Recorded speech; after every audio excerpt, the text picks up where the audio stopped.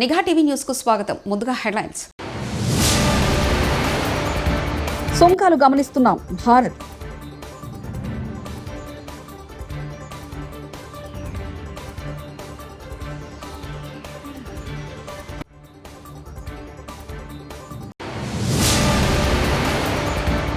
AP Telugu Desam party నేతలతో సరదాగా కాసేపు ముచ్చటించిన సీఎం రేవంత్ రెడ్డి.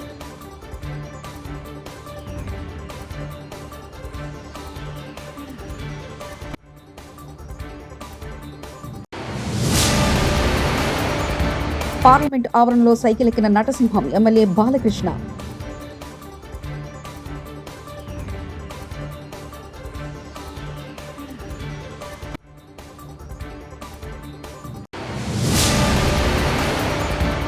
బాబు విసబీజాలు. ఏపీలో ఎమర్జెన్సీ పరిస్థితులు. YS Jagan.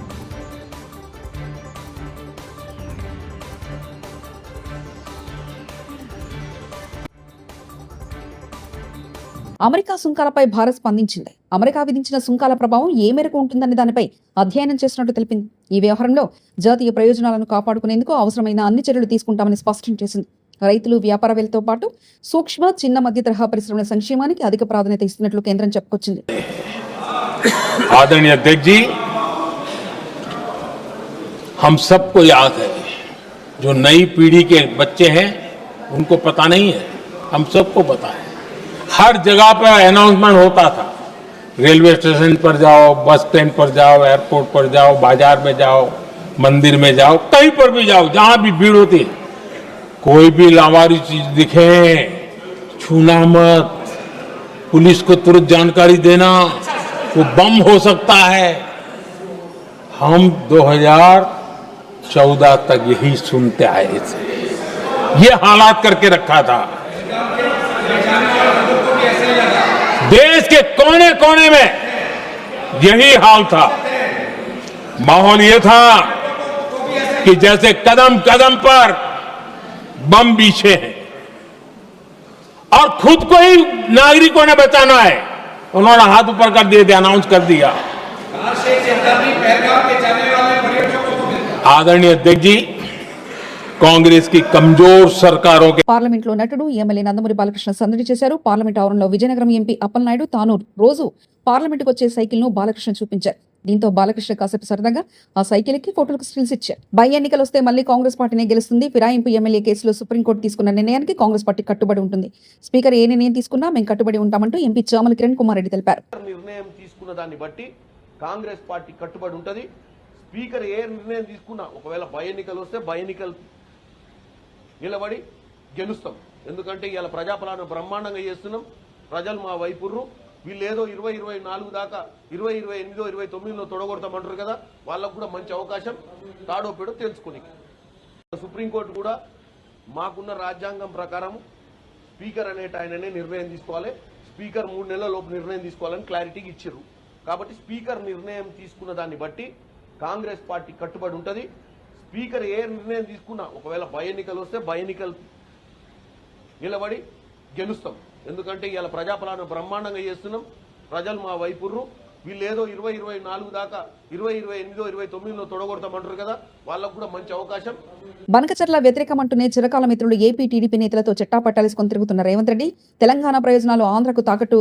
AP high court advocate general Dammalapati Srinivas కుమార్తె వివాహ నిశ్చితార్థ వేడుకల్లో తన చిరకాల మిత్రులు దేవినేని ఉమా, పయ్యావుల కేశులతో కలిసిన రేవంత్ రెడ్డి.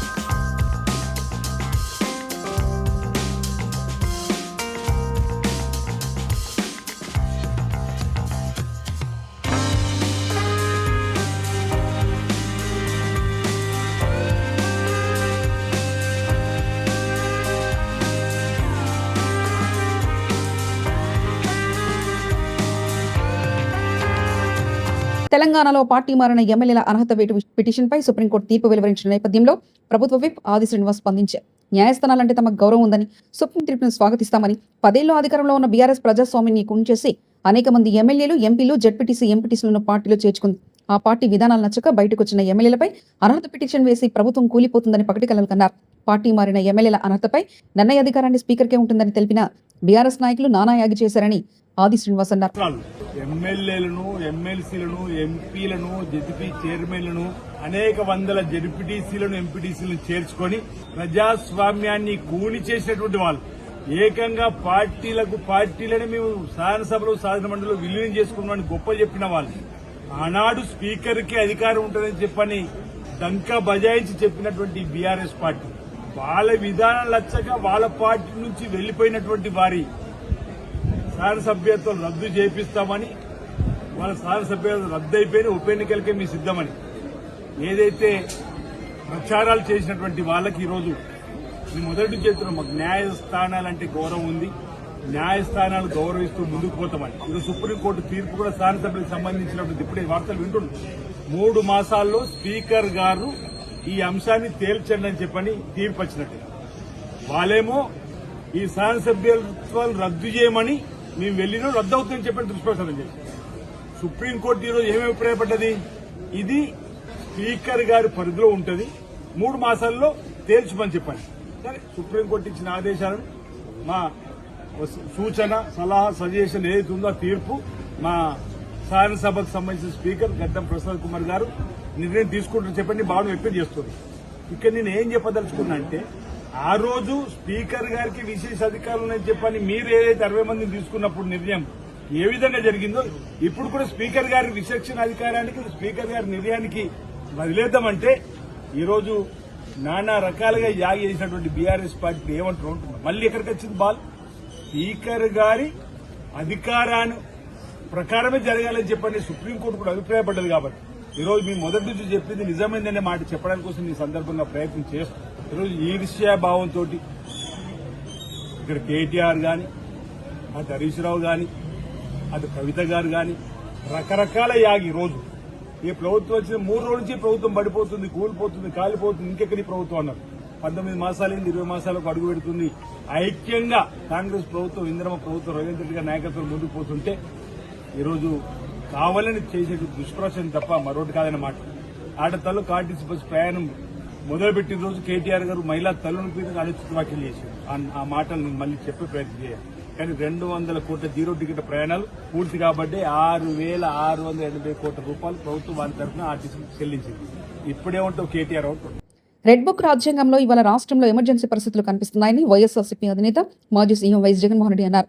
తన పార్టీ వాళ్ళని పరామర్శించడానికి వస్తే తప్పేంటని, పర్యటన కోసం ఆంక్షలు విధించడం విడ్డూరంగా ఉందని అన్నారాయన. నెల్లూరులో ఇవాళ ఆయన మీడియాతో మాట్లాడారు. రెడ్ బుక్ రాజ్యాంగంలో ఇవాళ రాష్ట్రంలో ఎమర్జెన్సీ పరిస్థితులు తలపిస్తున్నాయని వైఎస్ఆర్సీపీ అధినేత మాజీ సీఎం వైఎస్ జగన్మోహన్ రెడ్డి అన్నారు. మా పార్టీ వాళ్ళను పరామర్శించడానికి వస్తే తప్పేంటి, పర్యటన నేపథ్యంలో ఆంక్షలు విధించడం విడ్డూరంగా ఉందని అన్నారాయన. గురువారం నెల్లూరు పట్టణంలో భాగంగా అక్రమ కేసులో జైల్లో ఉన్న మాజీ మంత్రి కాకానితో ములాఖత్ అయ్యారు. అనంతరం మాజీ ఎమ్మెల్యే ప్రసన్న కుమార్ రెడ్డి కుటుంబాన్ని పరామర్శించి మీడియాతో వైఎస్ జగన్ మాట్లాడారు. చంద్రబాబు నాయుడు అడుగుతా ఉన్నాను,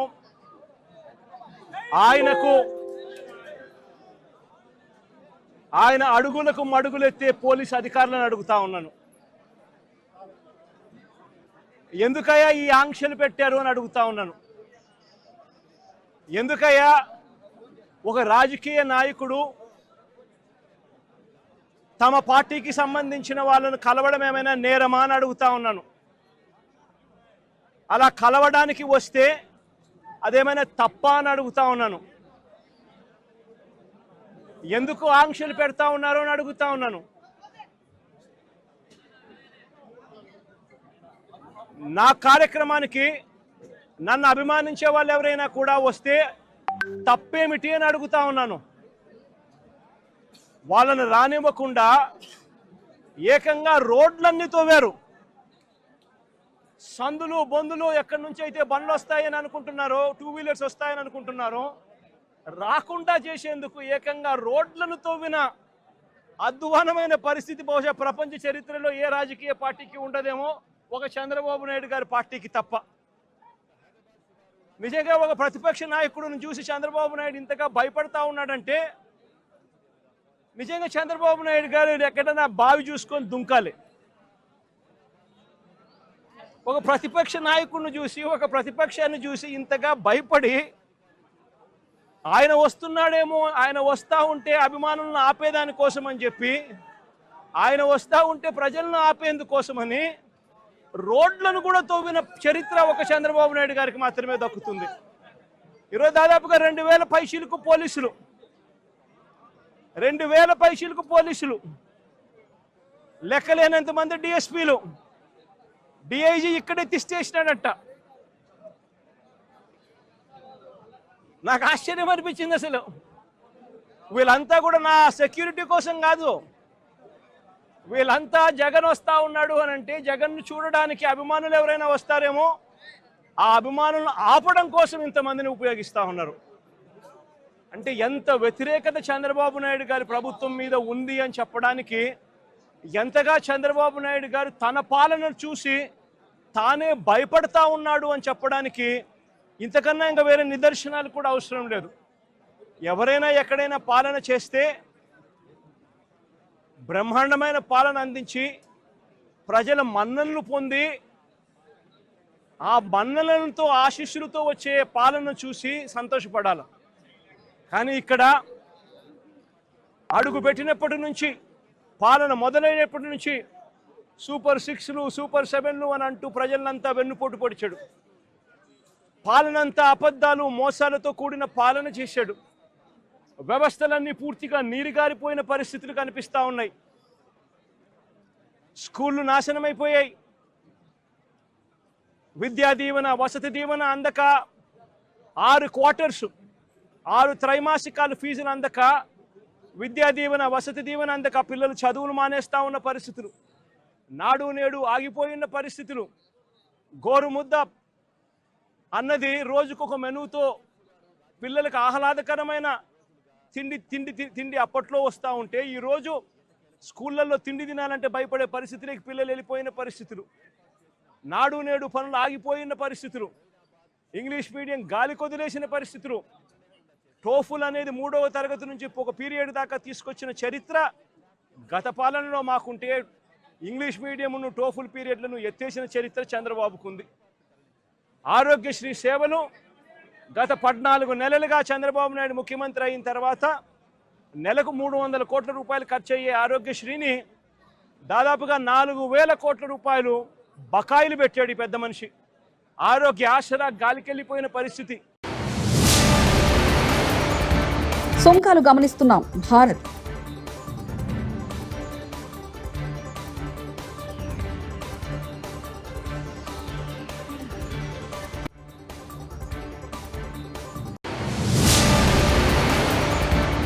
ఏపీ తెలుగుదేశం పార్టీ నేతలతో సరదాగా కాసేపు ముచ్చటించిన సీఎం రేవంత్ రెడ్డి.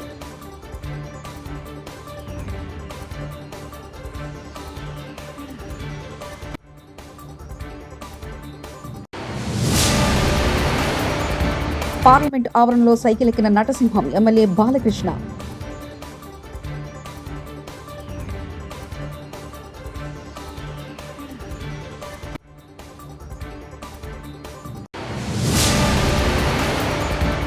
బాబు విషబీజాలు, ఏపీలో ఎమర్జెన్సీ పరిస్థితులు, వైఎస్ జగన్.